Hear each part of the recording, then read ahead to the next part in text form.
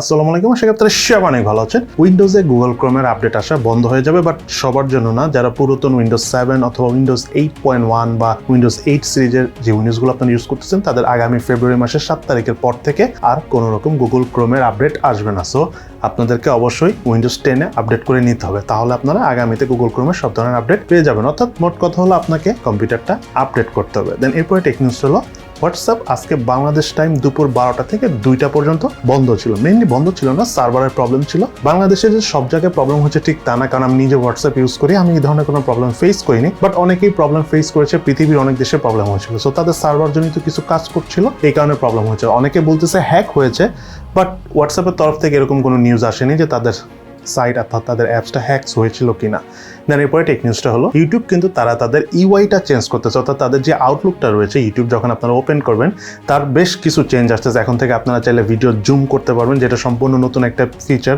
তার পাশাপাশি ambient mood নিয়ে এসেছে, যেটা খুবই ইন্টারেস্টিং একটা জিনিস। মানে আপনার ভিডিওর অনুযায়ী ব্যাকগ্রাউন্ডের কালারটা অটোমেটিক চেঞ্জ করে নিবে, মানে ম্যাচ করে একটা কালার নিয়ে আসবে। খুবই ইন্টারেস্টিং।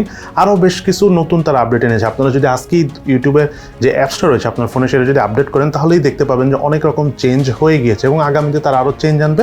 মূলত এই চেঞ্জটা এনেছিল যারা ইউজার রয়েছে, যারা আর কি ভিডিও দেখে থাকে, তাদের জন্য অনেক সুবিধা হয়। তার পাশাপাশি যারা আমরা কন্টেন্ট ক্রিয়েটর রয়েছি তাদের জন্য অনেক ইজি হয়। এদিকে আইফোন 14 সিরিজে যেটা 14 প্লাস ফোনটা রয়েছে সেটা কিন্তু এই বছরই নতুন এসেছে এবং সামহাও সেই ফোনটা একেবারেই সুপার ডুপার ফ্লপ হয়েছে। সো অবশেষে অ্যাপল ডিসিশন নিয়েছে যে আইফোন 14 প্লাসে যারা প্রোডাকশন রয়েছে সেটা বন্ধ করে মানে কমিয়ে আনবে। তার পরিবর্তে আইফোন 14 প্রো সিরিজ আবার অনেক চলতেছে, সো সেটার প্রোডাকশন বাড়িয়ে ফেলবে। তো এই বছর অ্যাপেলের যে বিষয়টা দেখতেছি আমরা গত 4 বছর ধরে, খুব একটা চেঞ্জ আসতেছে না। স্পেশালি আউটলুক তো প্রায় সেম, যদি আপনি আইফোন 11 থেকে থিঙ্ক করেন, জাস্ট ফ্ল্যাট করা হয়েছে বডি স্ট্রাকচার, এছাড়া কিন্তু অলমোস্ট সেমই গত 4 বছর ধরে।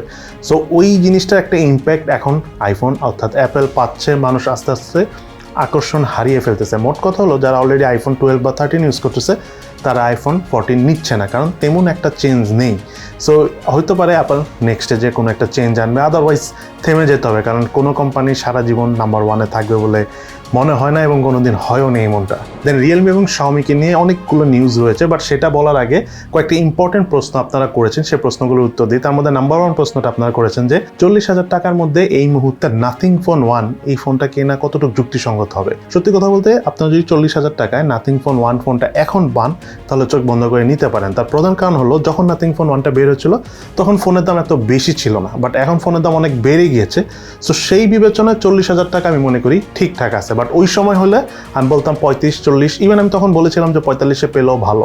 সো সেই হিসাবে এখন 40 ওভারঅল সব দিক বিবেচনায় আমার কাছে মনে হয় আপনারা চোখ বন্ধ করে নিতে পারেন। আরেকটা বিষয় হলো নাথিং ফোনে কিছু প্রবলেম ছিল, যেটা আমরা রিভিউ ভিডিওতে কথা বলেছি।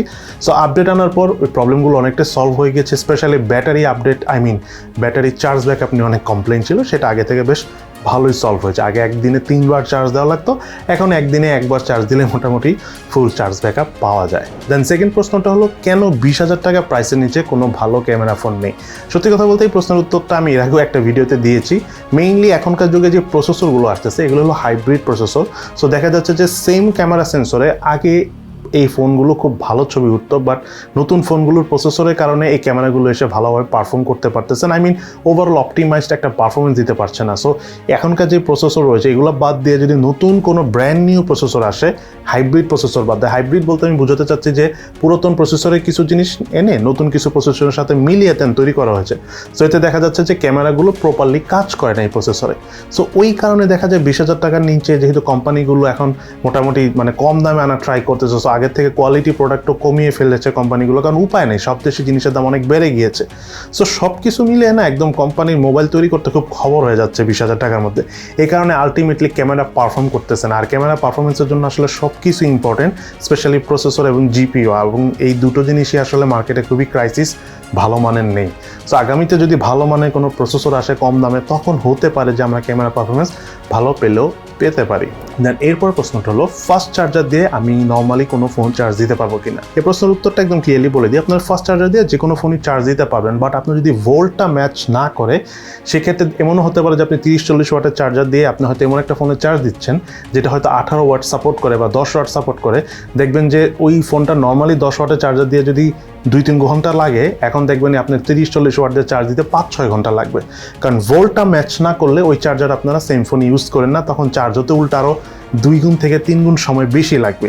সো অলওয়েজ ট্রাই করবেন আপনি fast charger normal phone use করেন, কোনো সমস্যা নেই, বাট ভোল্টটা ম্যাচ করে কিনা এটা দেখে নেবেন, তাহলে আপনার কোনো প্রবলেম হবে না। যাই হোক, আমি এবার আমাদের মূল টেক নিউজে আবার ফিরে আসি, সেটা হলো Xiaomi এবং Realme। আপনারা সবাই বুঝতেছেন আসতেছে এবং এবার ইতিহাসই তৈরি করবে। তার প্রধান কারণ হলো কম দামি ফোনের মধ্যে বেশ ভালো কনফিগারেশন থাকে এই ফোনগুলো এবং সেটাই এবার করতেছে। বাট এবার দুটো ফোন সেম কনফিগারেশনে আসতেছে, আই মিন Redmi Note 12 আর Realme 10।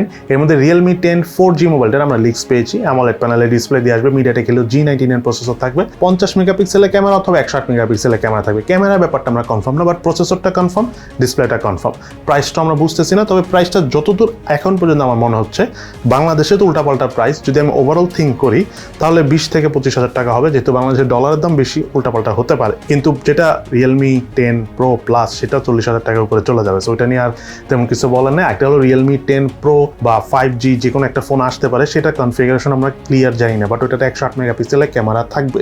বাট Pro Plus যে ফোনটা আছে এটাতে সম্ভবত 60 ওয়াটের চার্জার থাকবে, অথবা Pro 5G তে 60 ওয়াটের চার্জার থাকবে। Realme ফোনগুলো আগামী নভেম্বর মাসের ফার্স্ট উইকই লঞ্চ হবে, এরকম আমরা একটা ধারণা পেয়েছি, কারণ Realme ফোনও নভেম্বরের 11-11-তে মানে যেই স্পেশাল ক্যাম্পেইনটা রয়েছে বাংলাদেশে না চায়নাতে, সেই ক্যাম্পেইনে এটা অনেক সেল হবে। বাংলাদেশেও কিন্তু 11-11 ক্যাম্পেইন রয়েছে দারাজের, সেখানে আমরা হয়তো ফোন দেখবো, বাট এই ফোনগুলো দেখবো না। আর অপরদিকে আমরা যদি Xiaomiর কথা বলি, Xiaomi Redmi Note 12 যেটা Pro Max বা Pro Plus মানে সবচেয়ে হাই ভেরিয়েন্ট যেটা, সেটা Dimensity 1080 প্রসেসর দিয়ে আসবে, বাট তার পাশাপাশি 200 মেগাপিক্সেলের ক্যামেরা থাকবে, এটা একদম 100% কনফার্ম। তার পাশাপাশি স্যামসাং এর আইসোসেলের HPX এর একটা ক্যামেরা থাকবে, নতুন সেন্সর আর কি এটা, সেটা নিয়ে এবার এই ফোনটা আসবে। আমি জানি না অপটিমাইজেশন থেকে শুরু করে সবকিছু কেমন পারফর্ম করবে, বিকজ প্রসেসরটাও নতুন, বাট Dimensity 920 অনেক ভালো একটা প্রসেসর ছিল। সো আই হোপ 10 সিরিজের এই 1080টাও অনেক ভালো প্রসেসর হতে পারে। তবে প্রাইস বাংলাদেশে টাকা 40,000 টাকা থেকে 50,000 টাকা হবে, এটা মোটামুটি কনফার্ম Realmeর ক্ষেত্রে। আর Xiaomiটা হতে পারে 5-10,000 টাকা কম হবে। বাট Realme যেটা হাই ভেরিয়েন্ট সেটা কি ক্যামেরা থাকবে এখন আমরা ক্লিয়ারলি জানি না, কিন্তু Xiaomiটা অর্থাৎ Redmi Note 12 এ 200 মেগাপিক্সেলের ক্যামেরা থাকবে এবং সেন্সরটা এখন পর্যন্ত আমরা দেখতেছি ভালো, পারফরমেন্স আসলে বোঝা যাবে। তবে Xiaomi যেটা কম দামি ভেরিয়েন্ট তার ব্যাপারে আমরা কোনো আইডিয়া পাইনি কি কনফিগারেশন কিসে থাকবে, শুধু একটু জানি মিডিয়াটেক হেলিও G99 প্রসেসর থাকবে, Realme 10 4G অর্থাৎ Realme কম দামি ভেরিয়েন্টের মতো। সত্যি কথা বলতে কি Realme Xiaomi প্রায় সবগুলোই কনফিগারেশন মানে যে ফোনগুলো আসবে সবগুলি ফোনের কনফিগারেশন সেমই থাকবে এবং এরা একটা নতুন ইতিহাস তৈরি করবে এবং নতুন একটা বেঞ্চমার্ক তৈরি করবে যে আপনাকে 30,000 টাকার মধ্যে অবশ্যই কনফিগারেশন থাকতে হবে।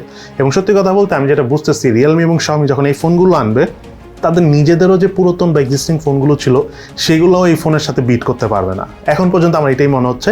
সো সম্পূর্ণ নতুন কিছু আনতে যাচ্ছে। আমি আসলে দুইটা কোম্পানিকে থামস আপ জানাই, কারণ আমরা আসলে একঘেয়েমি হয়ে গেছি, একই ফোন একই ধরনের কনফিগারেশন সবসময় দেখতে দেখতে। যদি নতুন কিছু আসে অবশ্যই অনেক ভালো লাগবে, তবে তার জন্য আর বেশি দিন ওয়েট করতে হবে না, আর মাত্র 7 থেকে 8 দিন দেন আমরা দেখবো দুটি ফোন একসাথে লঞ্চ হবে, তবে বাংলাদেশে একটু পরে যে লঞ্চ হবে। সো আজকে তাহলে এই পর্যন্তই, সবাই ভালো থাকেন, সুস্থ থাকেন, ইনশাল্লাহ দেখা হবে ফিউচারে।